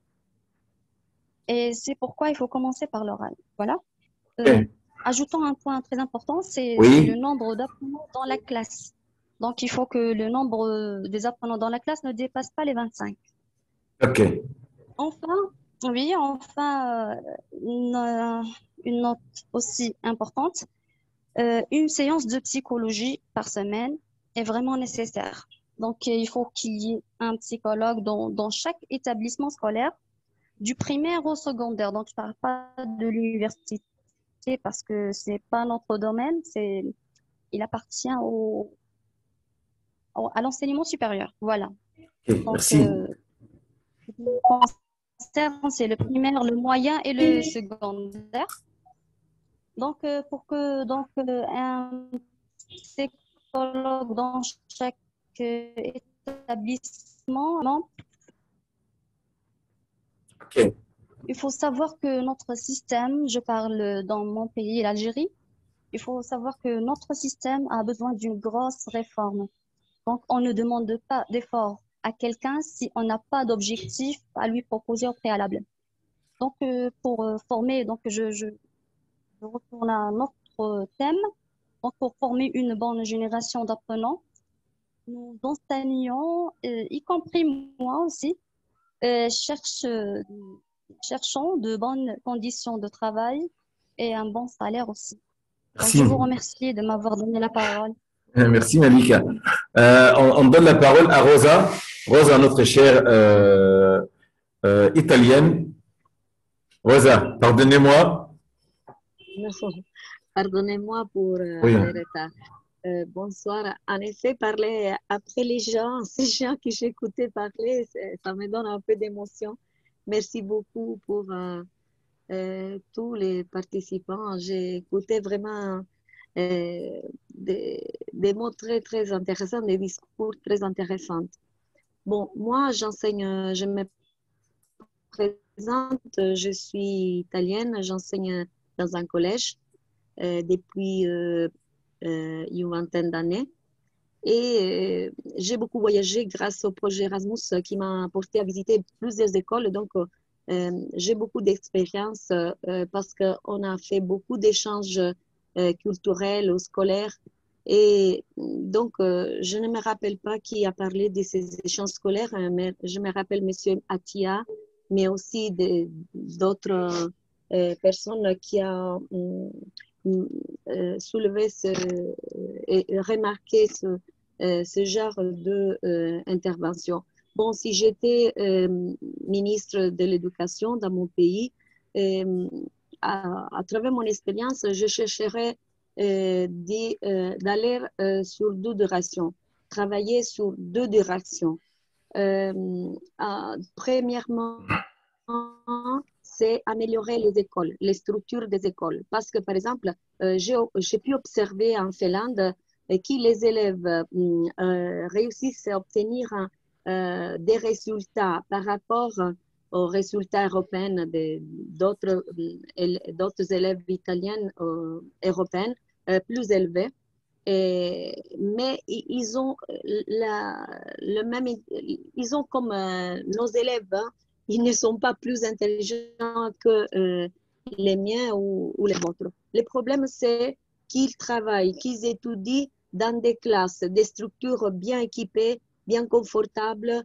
Ils ont beaucoup d'ateliers dans les écoles et ils sont bien motivés. Et les professeurs, la formation des professeurs. Et pour devenir professeur en Finlande, il faut réussir et supérer des sélections très rigides, très dures, et surtout dans les pays du Nord d'Europe où, je répète, les résultats par rapport au reste de l'Europe des élèves sont beaucoup plus élevés. Et les professeurs sont bien payés.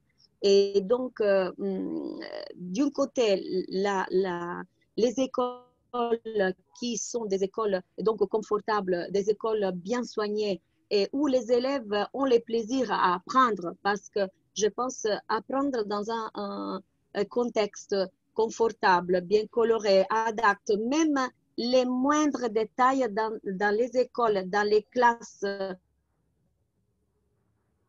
que j'ai visitées sont très soignées. Même les chaises, et ils nous ont expliqué quand j'ai visité, j'ai eu la grande chance de visiter ces écoles, ces classes, elles sont juste pour bien supporter les poids des élèves ou bien pour rester assis pendant la demi-journée.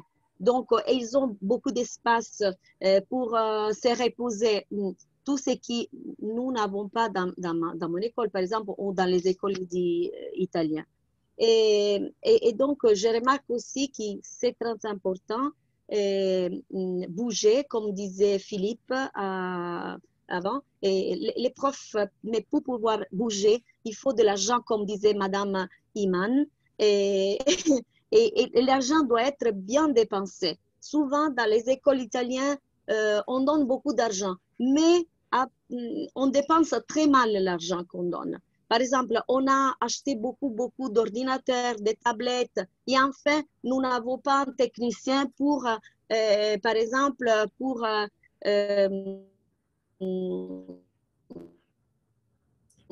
si quelque chose ne marche pas ou quelques tableau interactif va se casser. Donc, il reste cassé pendant longtemps parce que nous n'avons pas un technicien payé par le rendre encore fonctionnant. Voilà. Et Merci. c'est ça que je voulais dire. Merci, Rosa. C'est mon idée. Merci, Rosa. À vous. Merci, Rosa. Merci, Rosa. Beaucoup. Je suis ravie de... Merci beaucoup. Merci, c'est très gentil de votre part. On donne la parole aussi à Monsieur, Madame Rania Gaber. Madame Rania. Madame Rania. Madame Rania Gaber. Madame Rania. Bonsoir. Bonsoir. Oui, c'est à vous. Bonsoir. Oui. On vous écoute, Madame Rania. Commencez, bonsoir, c'est à vous.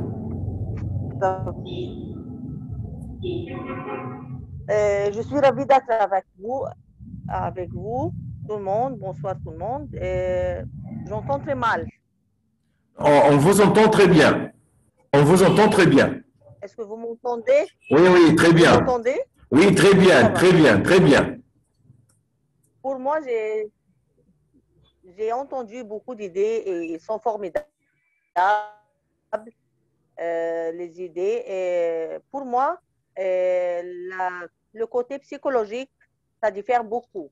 Pour les enfants surtout, les primaires, le cycle primaire, on doit recruter des gens qui ont des hautes psychologies. Parce que quand on s'adapte avec les enfants, on fait des échanges avec eux et psychologiquement, quand on les comprend, ça diffère beaucoup. Et l'enfant, quand il aime l'école, il aime son prof, alors il va étudier, il va vouloir apprendre. Et maintenant, comment dire, la solution, c'est pouvoir aimer, c'est pouvoir donner de l'amour pour qu'il ait il aime passionné, il aime rester en classe, il aime son prof, alors il doit avoir un idéal. Pour moi, par exemple, pour 25 ans, j'ai travaillé. Alors, j'ai constaté quand les enfants ont un idéal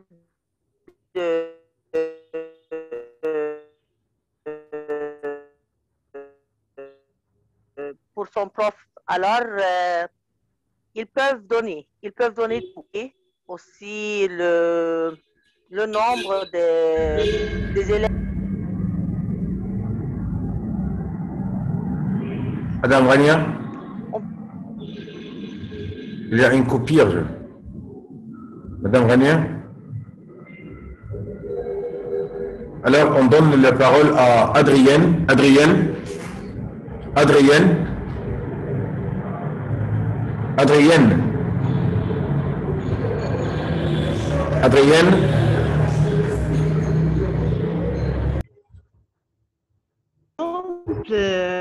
Des cours de cuisine en français et vraiment préparer une quiche ou un gâteau, quelque chose de typique, et faire tout ça en français parce que ça donne aussi un aspect culturel. Après, pourquoi pas jouer à la pétanque? On va sortir les élèves du cadre normal pour leur donner du plaisir qui est lié à la langue française. Et aussi, je me souviens que quand j'étais enfant, il y avait des voyages d'échange. Ça veut dire on est allé en France, et il y avait aussi des étudiants, les élèves, qui sont venus chez nous. Et quand un enfant découvre que la langue, ce n'est pas une matière à l'école, mais c'est quelque chose pour communiquer, pour avoir des amis, je pense qu'il commence à s'intéresser à une langue. Voilà, je pense que je ferai beaucoup plus de choses qui sont un peu moins scolaires, même peut-être pendant les cours dans une école. Voilà, je pense que je ferai des choses un peu pour donner envie, pour faire aimer la langue d'abord et après avoir une motivation interne de la part aussi des élèves. Voilà, c'est mon petite idée. Merci, Monsieur Adrien. Toujours vous parlez un peu, mais vous lancez beaucoup d'idées et beaucoup de solutions. On passe... Parce que je suis aussi professeur et je voudrais donner la parole à tout le monde. Ok, merci. Ok, on donne la parole à qui à Monsieur Ayman. Monsieur Ayman, oui. Oui, Monsieur Hellel. Ah, bonsoir, mon ami. Vous êtes resté encore. Oui. C'est à vous, Monsieur Ayman. Moi, j'attends à la fin. J'attends à la fin. Pardonnez-moi, oui. C'est à vous, Monsieur Ayman. Oui, d'accord. Bonsoir tout le monde. Bonsoir, Monsieur Hellel, et merci beaucoup pour cette soirée-là. D'accord? Oui, vous m'écoutez bien ou non? Oui, on vous écoute bien. Oui, on vous entend, oui. Monsieur Ayman, marche la voix ou non? Oui, tout va marche bien. Monsieur Ayman, si vous êtes le ministre de l'Éducation en Égypte, qu'est-ce que vous allez faire? Oui, vous avez 5 minutes. 5 minutes, d'accord. Par exemple, je n'aime pas être ministre, je n'aime pas être responsable. C'est difficile à porter. Mais d'abord, par exemple, si je suis responsable d'une petite école, je peux, par exemple, contrôler cette école tout simplement parce que c'est une petite entreprise. Je peux connaître tous les élèves, tous les professeurs, et je peux faire tout ce que je veux. Mais ministre de l'Éducation, c'est une responsabilité très difficile.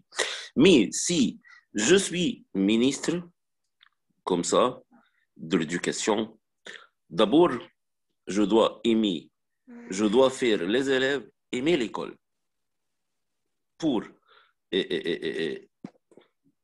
La voix marche, monsieur.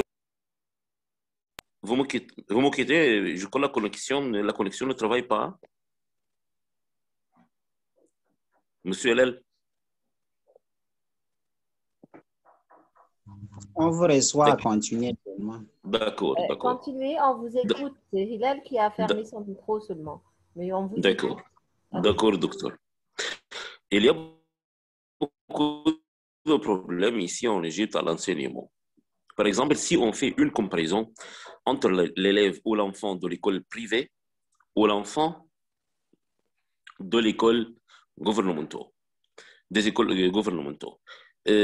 L'enfant à l'école privée, il va à l'école comme un club, par exemple. Les écoles gouvernementales ne trouvent pas, il n'y a pas, comment on dit ça en français? Les écoles gouvernementales, on ne peut pas comparer. On ne peut pas faire une comparaison entre les écoles gouvernementales et aussi les écoles privées. Par exemple, l'enfant de l'école privée, quand il veut aller à l'école, il y a un bus luxueux qui attend cet élève pour le faire aller à l'école et aussi pour le rendre revenir à la maison. Mais l'école de l'école, l'enfant de l'école privée, l'enfant de l'école gouvernementale, pour aller à l'école, par exemple, à la campagne, il peut marcher 2 ou 3 kilos à pied. Et il peut aller à l'école, c'est très difficile pour lui. Aux vacances, les enfants de l'école privée, ils vont au club pour jouir leur vie. Donc, si je suis le ministre de l'Éducation, d'abord, je dois mettre les écoles gouvernementales exactement comme les écoles privées. Exactement comme les écoles privées. Pour que les enfants partout, les élèves partout, soit qu'ils sont à l'école privée ou à l'école gouvernementale, ils peuvent jouir leur vie. Donc, l'enfant en Égypte des écoles privées et des écoles gouvernementales doit aimer l'école. Comment il aime l'école? Comment? Donc, il doit aimer l'école comme un club pour lui. L'école n'est pas seulement une place pour apprendre une langue, pour apprendre. Pour lui, l'école doit être comme un club. L'école est un lieu pour avoir des amis, pour rencontrer ses amis, pour rencontrer les professeurs qu'il aime. Ce n'est pas seulement une place pour apprendre. Non, il doit aimer l'école, l'enfant. Comment il aime l'école? L'école doit être pour lui comme un club. Par exemple, il y a des écoles privées, beaucoup. La majorité des écoles privées, il y a par exemple des piscines là-bas.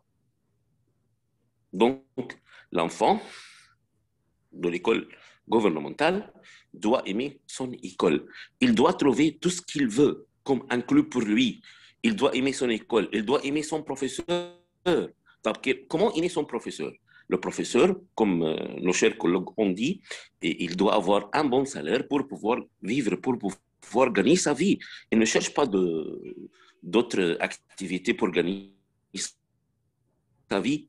Il doit aller à l'école et revenir à la maison et il peut gagner sa vie de l'école, de son salaire de l'école. Donc, le professeur égyptien et le professeur partout doit être bien qualifié et aussi doit gagner sa vie de son école seulement pour vivre, pour pouvoir, par exemple, acheter une voiture, avoir un bon appartement pour vivre et tout ça. Mais il y a, comme M. Mohamed a dit, la situation ici en Égypte, c'est une situation catastrophique. Le professeur cherche des écoles particulières pour pouvoir vivre. C'est pas... il ne peut pas vivre, il ne peut pas rester avec ses enfants. Il ne peut pas vivre comme les autres. Il ne peut pas vivre comme les autres pour rester après l'école. Il peut pratiquer sa vie ordinairement. Et il peut regarder la TV, regarder un match, visiter ses amis. Les profs ne peuvent pas faire ça. Il doit chercher des leçons particulières pour pouvoir vivre et gagner sa vie. Donc, l'école, l'enfant doit aimer l'école. L'enfant doit respecter l'école et respecter son professeur. Mais comment respecter son professeur? Il voit un professeur bien qualifié, un professeur qui ne veut pas donner des leçons particulières pour lui, un professeur respectueux.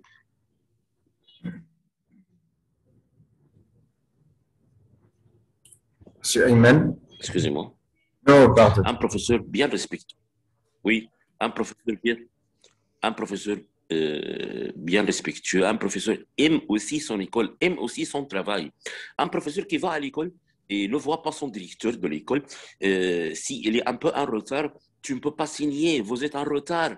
L'école n'est pas une punition pour lui. L'école, on doit